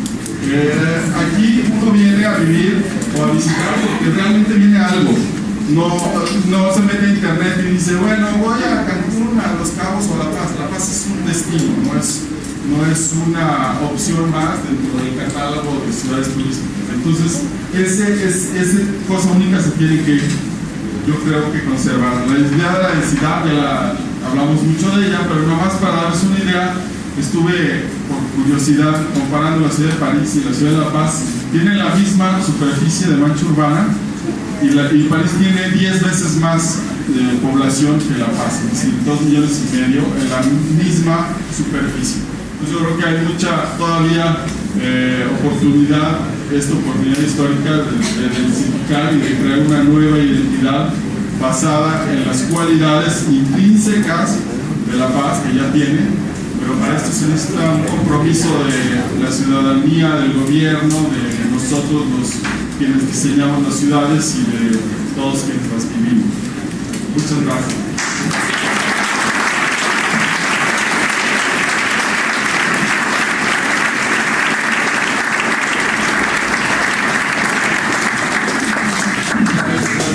Vamos a cambiar un poco de velocidad si quieren, y vamos a ver cómo hay herramientas que pueden ayudar a controlar este desarrollo urbano. Y vamos a hablar un poco del tema del transporte, y el transporte como un instrumento de ordenamiento territorial. Está con nosotros Laura Ballesteros, que es asambleísta del Distrito Federal. Estudió Ciencia Política en el Tecnológico de Monterrey. Posteriormente realizó una maestría en Dirección Estratégica y Gestión de la Innovación en la Universidad Autónoma de Barcelona y en la Universidad Carlos III de Madrid, con especialidad en análisis de escenarios. Su trabajo y energía la llevaron a ser presidenta de la Asociación Latinoamericana de Ciencia Política del 2003 al 2004. Posteriormente decidió impulsar activamente temas de participación ciudadana, transparencia y rendición de cuentas, y asimismo colaboró como miembro de distintas organizaciones sociales que se especializan en educación y participación ciudadana. De 2010 a 2012 se desempeñó como directora para México de la Fundación Mexicans and Americans Thinking Together, MAT, organización binacional de la sociedad civil. Se ha desempeñado como consultora especializada en análisis de escenarios y tecnología aplicada a gobierno desde 2006. En este campo ha trabajado para la iniciativa privada, el gobierno y la sociedad civil. Actualmente es asambleísta de la sexta legislatura de la Asamblea Legislativa del Distrito Federal, es secretaria de la Comisión de Derechos Humanos e integrante de las comisiones de Transporte, Asuntos Indígenas, Jurisdiccional y del Comité de Administración. Consejera nacional y regional, fue consejera nacional y regional del Partido Acción Nacional. La agenda legislativa que Laura impulsa se basa en el concepto de ciudad con futuro, impulsando las agendas ciudadanas y la vinculación. Los temas principales que las constituyen son derechos humanos, movilidad y transporte, espacio público y participación ciudadana. Adelante. Muchas gracias. Siempre que leen esa presentación, que es la que mandan de mi oficina, me da mucha pena, porque además de que es muy larga no dice nada. Creo que va a ir por allá. Y lo más importante que creo que tendrá que decir ahora es que soy reciente diputada independiente, porque renunció al Partido Acción Nacional la semana pasada. Y quiero comentarles un poco parte de todo esto, porque tiene que ver con el trabajo que se ha estado haciendo en la Ciudad de México para impulsar una agenda distinta y construir una ciudad distinta. Hemos visto aquí justamente de la voz de los expertos cómo existen distintos paradigmas en cada una de las ciudades y cómo cada ciudad tiene su propia composición, sus propias características, y que con base en eso se tiene que generar un traje a la medida para cambiar. Yo les diría que sí, esto es muy cierto, pero hay un elemento que compartimos todos y ese es el que no debemos de olvidar, porque ese es igual en todas las ciudades. El componente principal es que si ustedes no se meten a hacer cosas, no va a pasar nada. Necesitamos involucrarnos, necesitamos poner las manos a la obra y también necesitamos ensuciarnos de vez en cuando, porque hay que hacer política para cambiar las cosas. Si las dejamos en manos de los políticos, si las dejamos en manos de los gobiernos, no va a pasar nada. La mayor parte de ellos, y hay que decirlo con mucha claridad para que no haya desilusiones, la mayor parte de ellos están ahí para que las cosas sigan igual siempre. Entonces, claramente quien no quiere que las cosas sigan igual y quiere hacer política no va a ser tampoco ni un elemento fácil ni agradable para la clase política, pero tenemos que hacerlo, porque insisto, de otra manera no va a pasar y son nuestras ciudades y tenemos el derecho de pedir que funcionen y que sean las ciudades seguras y humanas que todos nos merecemos. Yo les tengo a platicar, sin duda, obviamente, dentro de la Mesa de Ordenamiento Territorial, cómo se ha trabajado en la Ciudad de México los últimos 3 años desde mi oficina legislativa para poder construir la nueva ley de movilidad de la Ciudad de México, que estamos impulsándola como un referente, no solamente en nuestro país, sino para la región. Y esta está encaminada, por supuesto, a que podamos generar un esquema de desarrollo orientado al transporte, que es finalmente lo que nos puede ayudar, probablemente la única forma que nos puede ayudar a mejorar el ordenamiento territorial. Estamos yendo muy rápido. La Ciudad de México, ustedes saben que tiene pues una expansión muy dispersa y continua, poco ordenada. Se debe a la mala planeación. Y ya lo decía Jordi hace unos minutos en su conferencia, el automóvil ha marcado la forma en la que se hace la Ciudad de México. El automóvil ha marcado cómo se invierte, hacia dónde se invierte, son los intereses privados los que están decidiendo cómo crece la ciudad, en dónde crece y hacia qué tipo de dispersión estamos apuntando. Evidentemente las ciudades que piensan en el coche y en donde el interés privado del coche manda, son ciudades muy extensas, muy poco densas, porque evidentemente el coche es ahí donde se convierte la única opción de movilidad. Hay un crecimiento intensivo del parque vehicular en la Ciudad de México y tenemos cerca de 5 millones de automóviles circulando en toda la zona metropolitana del Valle de México. Es un caos. Y lo más preocupante de esto es que si seguimos apostando al mismo modelo de ciudad que hemos venido haciendo las últimas décadas, en aproximadamente 5 años vamos a tener 12 millones de automóviles circulando. La gran pregunta, además, insisto, del ordenamiento territorial y el tipo de ciudad que estamos buscando construir, esto va a garantizar que no haya ciudad de entrada en las siguientes décadas, porque no es sustentable. Sin embargo, la gran pregunta es, en materia de ordenamiento territorial y en materia de gestión del espacio público, es el espacio de todos, ¿dónde los vamos a poner? Es una pregunta muy sencilla, tratando de jugar al abogado del diablo con quienes siguen defendiendo el coche como la única forma de movilidad o la más eficiente en las ciudades. ¿Dónde los vamos a circular? Porque no van a haber segundos, terceros o cuartos pisos que nos alcancen para circular 12 millones de automóviles. Y lo más complicado, ¿dónde los vamos a poner? ¿Dónde los vamos a estacionar? Que al final del día no caben, el espacio es finito y es lo que tenemos que entender con lo que respecta a nuestras ciudades. Y pues seguramente entiendo que tendríamos que salirnos de nuestras casas para que puedan los coches caber y estacionarse, porque de otra manera no va a haber forma de que podamos convivir con una estructura y un esquema que ya apuesta a esto. La Ciudad de México está creciendo hacia zonas donde no se cuenta con transporte público, una muy mala política de hace 2 sexenios con Vicente Fox de apostarle a la vivienda con un enfoque muy incorrecto, empezar a hacer vivienda en zonas muy alejadas de la Ciudad de México, Ecatepec, toda la zona del Estado de México.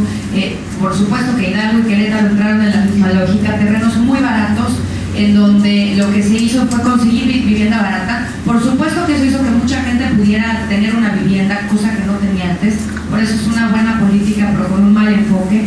Pero los mandaron a vivir a 2 horas y media de donde trabajan, sin transporte público, sin servicios públicos, en un absoluto aislamiento y prácticamente expulsión de la vida de la ciudad. Y aquí ya nos decía la experiencia colombiana cómo genera no solamente molestias a nivel de transporte y movilidad, sino toda una dinámica social completamente distinta a lo que quisiéramos como ciudadanos capitalinos en este caso, ¿no? Quedan lejos, quedan aislados, quedan segregados.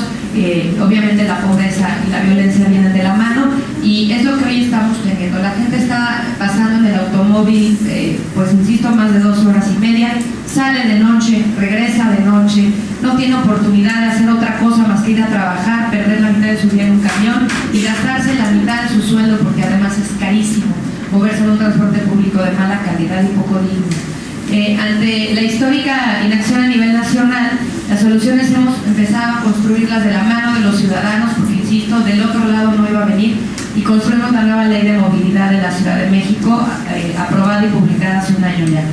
Esta es una gráfica del ITDP donde nos habla de los 8 principios que deben de existir para que las ciudades mejoren y caminen mejor.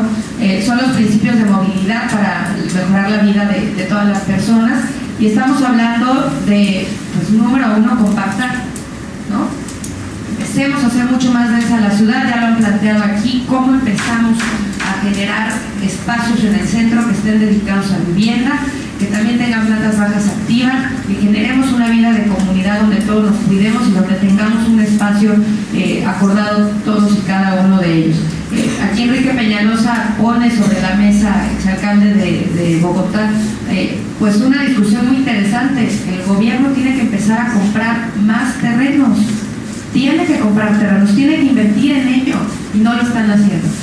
Número 2, densificar, ya viene de la mano con el tema de compactarlo, porque al final del día hay que aprovechar ya también en ciudades como la Ciudad de México los servicios públicos que se han hecho a lo largo de décadas. Hay ya una buena red de transporte público en el centro de la ciudad, una buena red ya de desarrollo económico, social. Aprovechemos lo que ya construimos adentro y llevemos a la gente ahí en lugar de seguirla expulsando. Tenemos que apostar por transporte que conecte a toda la gente, que la lleve a donde quiera llegar. Nosotros con la nueva ley de movilidad, la principal pelea que tuvimos insisto, no quiero hablar de política, pero es que esto se politizó tremendamente. La principal oposición que tuvimos de los partidos de izquierda fue generar el derecho a la movilidad en la Ciudad de México. Se escucha un poco paradójico, porque en realidad la izquierda tendrá que defenderla y ampliar todos los derechos de todos. Pero este derecho les asustaba mucho porque ellos consideran que compite con el derecho a la libre manifestación, el derecho a manifestarse públicamente. Esto es una falacia, es un mal entendimiento de las nuevas agendas, que lo que estamos viendo es, en primer lugar, lo que te impediría en algún momento el derecho a la libre manifestación es el derecho al libre tránsito, no el derecho a la movilidad, que implica todos estos planteamientos que estamos haciendo. El derecho al libre tránsito está reconocido en la Constitución desde hace muchos años y ha sido una una batalla que el derecho a la libre manifestación le ha ganado.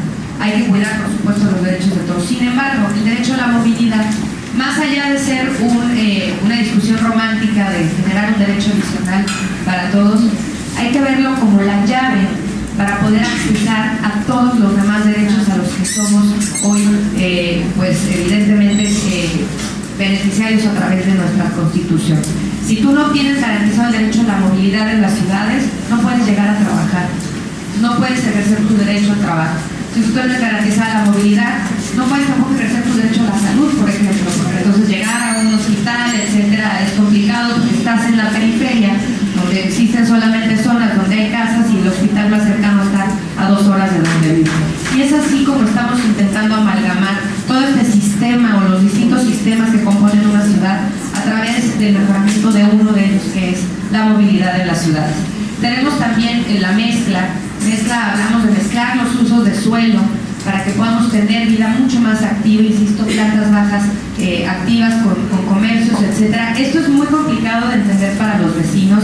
Hay una resistencia vecinal importantísima en este tema que no requiere otra cosa de nosotros más que sentarnos, hablarlo, explicarles e intentar cambiar todos juntos.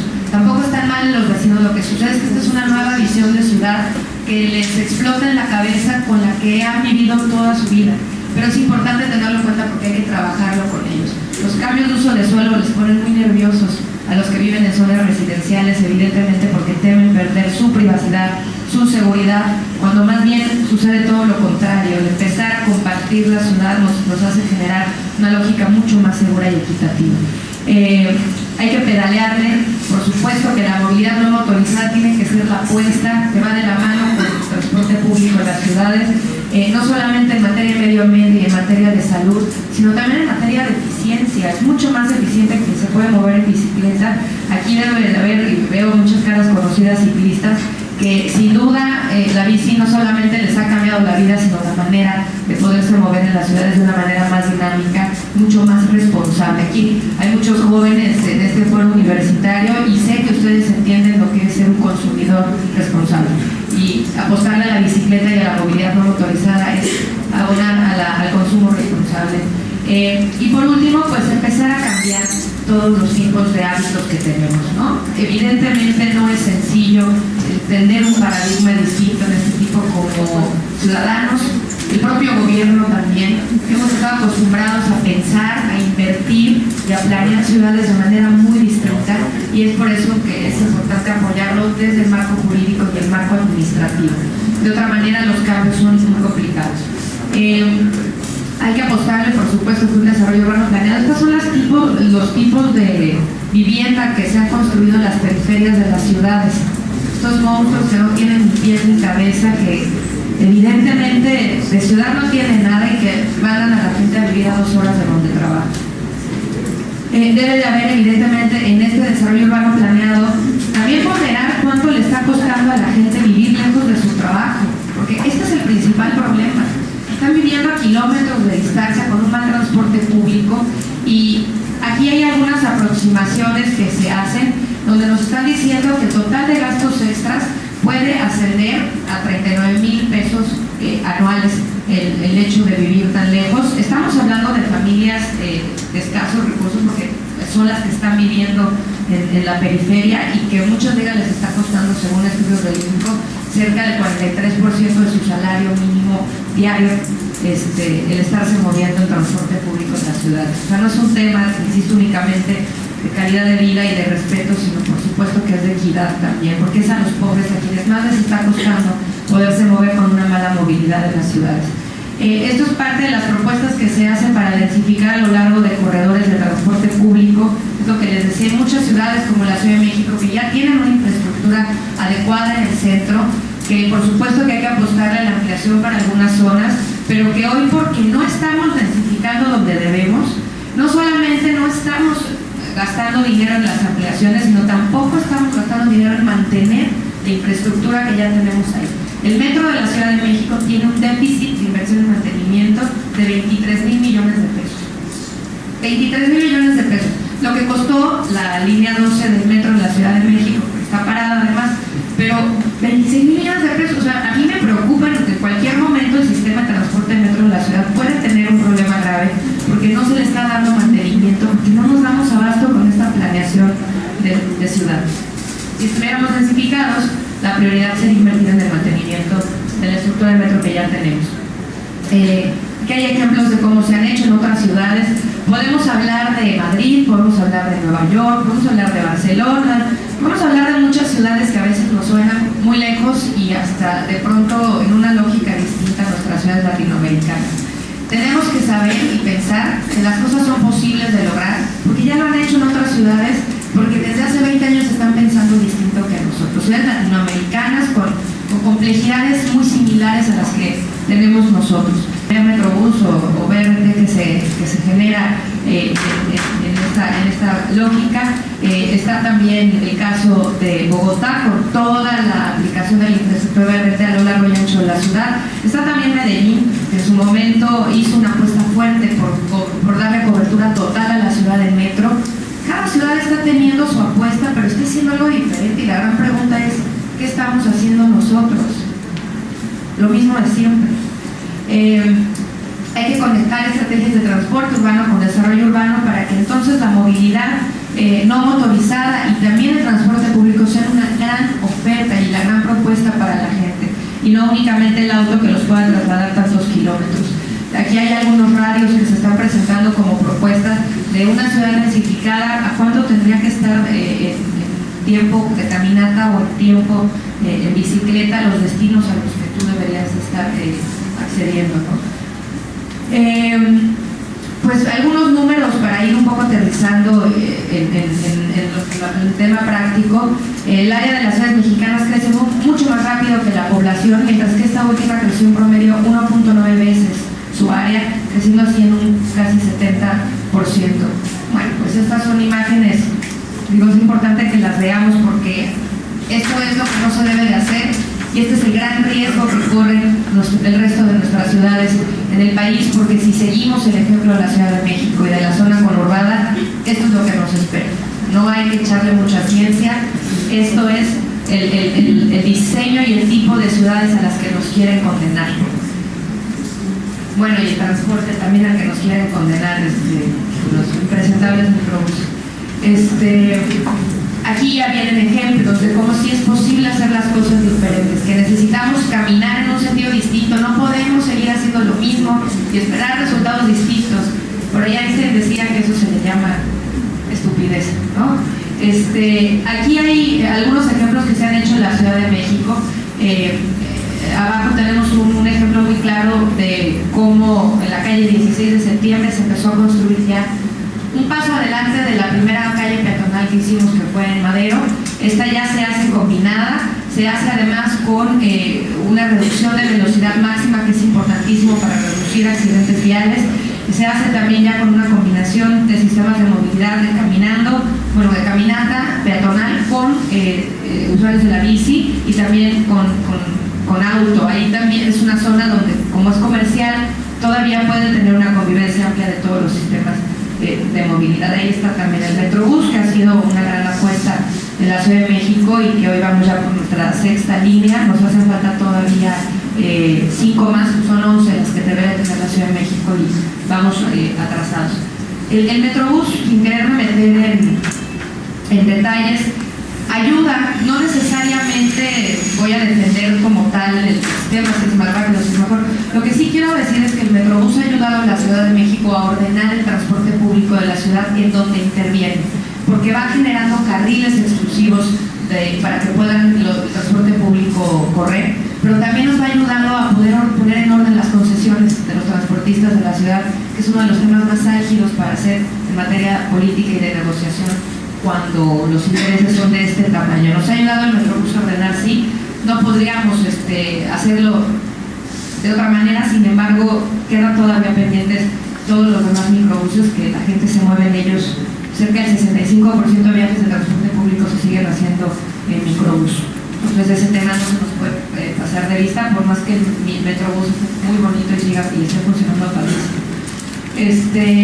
Hoy en día las ciudades son protagonistas internacionales, es la apuesta que tenemos que hacerle a todas nuestras ciudades. Es así como yo veo mi ciudad y es así como La Paz sé que se ve también. Por eso este esfuerzo que están realizando de cómo vamos La Paz es importantísimo, porque junta a quienes tienen que juntar. A la sociedad civil, trabajando con sociedad civil es complicado, ustedes lo saben, ¿no? Yo vengo también de sociedad civil, sé muy bien cómo pensamos y es complicado ponernos de acuerdo, tenemos muchas ideas.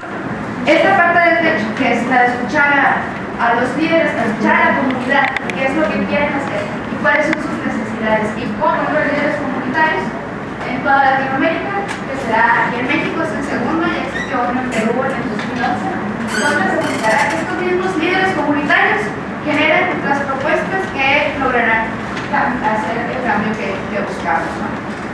Ya, rápidamente, solo me queda decirles que diría Einstein, lo citamos de nuevo, dice que no hay fuerza más grande que la voluntad.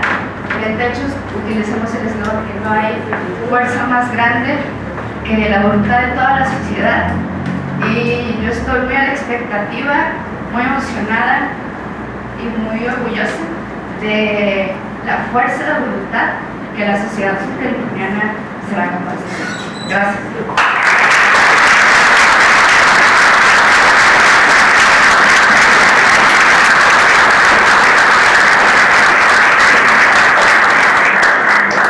Ya para cerrar hay varias preguntas, pero nada más voy a hacer tres preguntas. Les voy a pedir a los panelistas que acorten sus respuestas a máximo un minuto, porque si no nos viene el tiempo encima. La primera pregunta es para la asambleísta Laura Ballesteros. ¿La lógica del libre mercado puede ser responsable del desordenado desarrollo de las ciudades? Sí, tomando en cuenta, por supuesto, que es el interés privado el que ha intervenido hoy en la planeación de las ciudades. Por eso es importante hacer un reforzamiento de la ley y del cumplimiento de la misma. Mientras, insisto, la planeación de las ciudades se haga en el escritorio de los desarrolladores, pues entonces el interés común, el espacio público y la movilidad compartida va a ser un objetivo muy lejano. En este tipo de marcos jurídicos como el que trabajamos en la Ciudad de México, lo que estamos buscando es eso, llevarnos todo el proceso de planeación y ejecución pública a las oficinas públicas y construidas de la mano de los ciudadanos. En la Ley de Movilidad estamos constituyendo un consejo consultivo de movilidad en la Ciudad de México que está compuesto, estamos abriéndole 8 espacios para ciudadanos. Y en estos 8 espacios de ciudadanos estamos buscando que este consultivo se siente con el jefe de gobierno, se siente con los distintos secretarios de la ciudad y que ahí se haga política pública vinculatoria para la toma de decisiones de la ciudad. Ese es el objetivo de este marco público, jalarnos toda la discusión de ciudad a la mesa pública con los ciudadanos y dejar de fuera entonces las mesas privadas donde se decidió el desarrollo de la ciudad. Antonio, ¿Cuál pudiera ser el número ideal de viviendas por hectárea en la ciudad de La Paz, tomando en cuenta que cada año es 2% menos densa y que en 30 años podría triplicar su mancha urbana? Hoy en día la norma marca 55 viviendas por hectárea.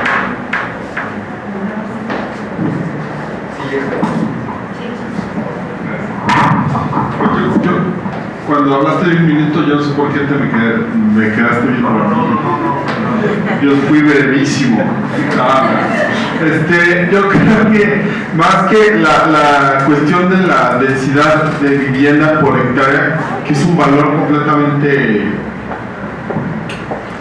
absurdo para mí.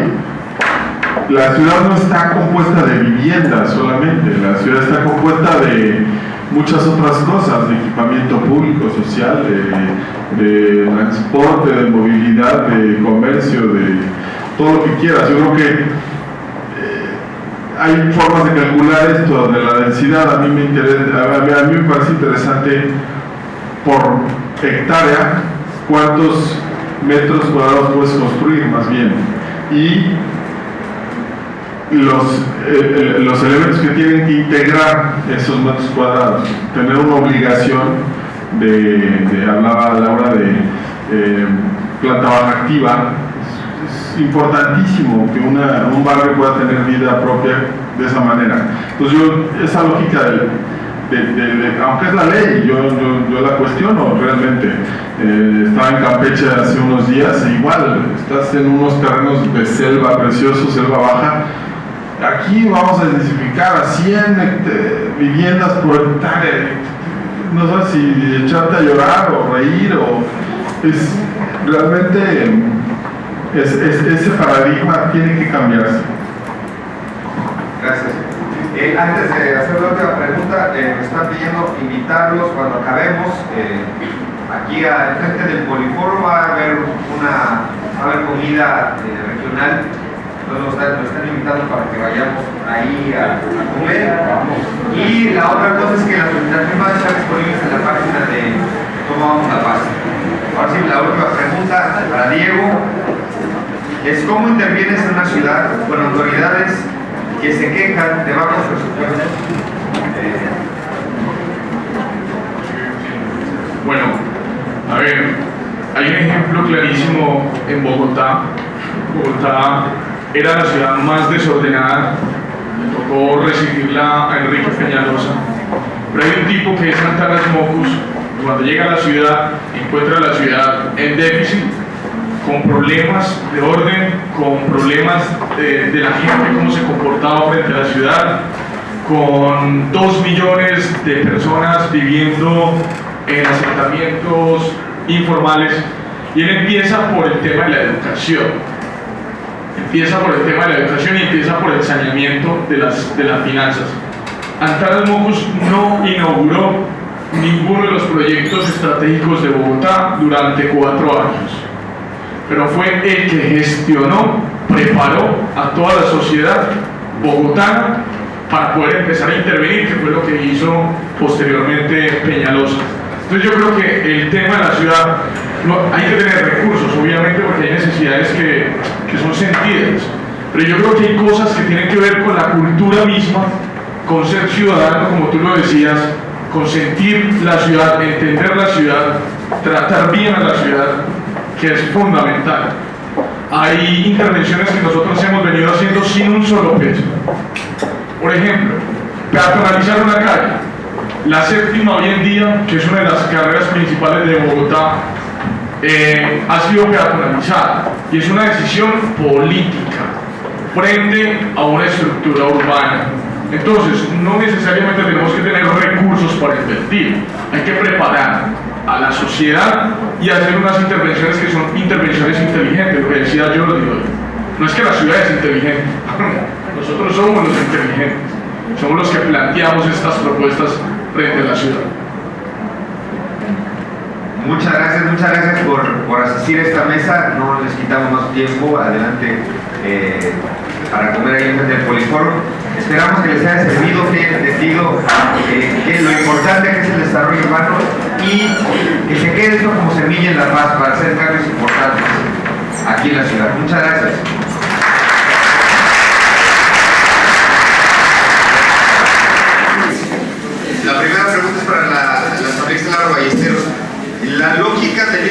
Estado puede ser responsable del desordenado desarrollo de las ciudades?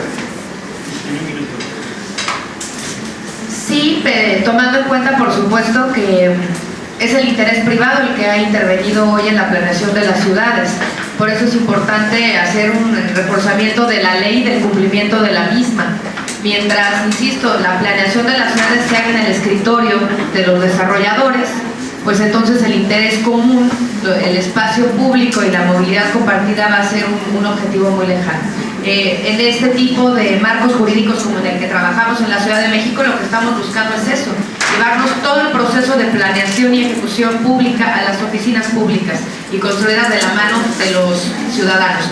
En la Ley de Movilidad estamos constituyendo un consejo consultivo de movilidad en la Ciudad de México que está compuesto, estamos abriéndole 8 espacios para ciudadanos.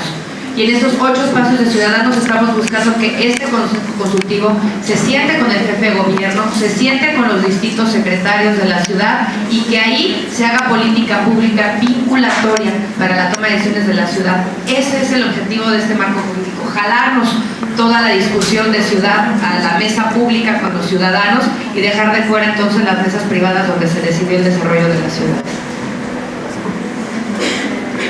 Antonio, ¿cuál pudiera ser el número ideal de viviendas por hectárea en la ciudad de La Paz, tomando en cuenta que cada año es 2% menos densa y que en 30 años podría triplicar su mancha urbana? Hoy en día la norma marca 55 viviendas por hectárea.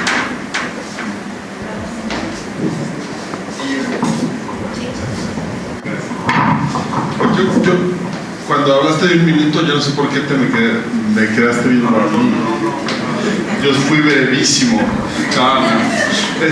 Yo creo que más que la cuestión de la densidad de vivienda por hectárea, que es un valor completamente absurdo para mí. La ciudad no está compuesta de viviendas solamente, la ciudad está compuesta de muchas otras cosas, de equipamiento público, social, de transporte, de movilidad, de comercio, de todo lo que quieras. Yo creo que hay formas de calcular esto de la densidad. A mí me parece interesante por hectárea cuántos metros cuadrados puedes construir, más bien, y los elementos que tienen que integrar esos metros cuadrados, tener una obligación hablaba a la hora de planta baja activa. Es importantísimo que un barrio pueda tener vida propia de esa manera. Entonces esa lógica aunque es la ley, yo la cuestiono realmente. Estaba en Campeche hace unos días e igual, estás en unos terrenos de selva precioso, selva baja. Aquí vamos a densificar a 100 viviendas por hectárea. No sabes si echarte a llorar o reír realmente ese paradigma tiene que cambiarse. Gracias. Antes de hacer la última pregunta, me están pidiendo invitarlos cuando acabemos. Aquí al frente del Poliforo va a haber comida regional. Nos están invitando para que vayamos ahí a comer. Y la otra cosa es que las presentaciones van a estar disponibles en la página de Cómo Vamos La Paz. Ahora sí, la última pregunta para Diego es: ¿cómo intervienes en una ciudad con autoridades que se quejan de bajos presupuestos? Bueno, a ver, hay un ejemplo clarísimo en Bogotá. Bogotá era la ciudad más desordenada, le tocó recibirla a Enrique Peñalosa, pero hay un tipo que es Antanas Mockus. Cuando llega a la ciudad, encuentra la ciudad en déficit, con problemas de orden, con problemas de la gente, cómo se comportaba frente a la ciudad, con 2 millones de personas viviendo en asentamientos informales, y él empieza por el tema de la educación. Empieza por el tema de la educación y empieza por el saneamiento de las finanzas. Antanas Mockus no inauguró ninguno de los proyectos estratégicos de Bogotá durante 4 años, pero fue el que gestionó, preparó a toda la sociedad bogotana para poder empezar a intervenir, que fue lo que hizo posteriormente Peñalosa. Entonces yo creo que el tema de la ciudad, no, hay que tener recursos, obviamente, porque hay necesidades que son sentidas, pero yo creo que hay cosas que tienen que ver con la cultura misma, con ser ciudadano, como tú lo decías, con sentir la ciudad, entender la ciudad, tratar bien a la ciudad, que es fundamental. Hay intervenciones que nosotros hemos venido haciendo sin un solo peso. Por ejemplo, peatonalizar una calle. La séptima hoy en día, que es una de las carreras principales de Bogotá, ha sido peatonalizada y es una decisión política frente a una estructura urbana. Entonces, no necesariamente tenemos que tener recursos para invertir, hay que preparar a la sociedad y hacer unas intervenciones que son intervenciones inteligentes, lo que decía Jordi hoy. No es que la ciudad es inteligente, nosotros somos los inteligentes, somos los que planteamos estas propuestas frente a la ciudad. Muchas gracias por asistir a esta mesa. No les quitamos más tiempo. Adelante para comer ahí frente al Poliforum. Esperamos que les haya servido, que hayan entendido lo importante que es el desarrollo urbano y que se quede esto como semilla en La Paz para hacer cambios importantes aquí en la ciudad. Muchas gracias.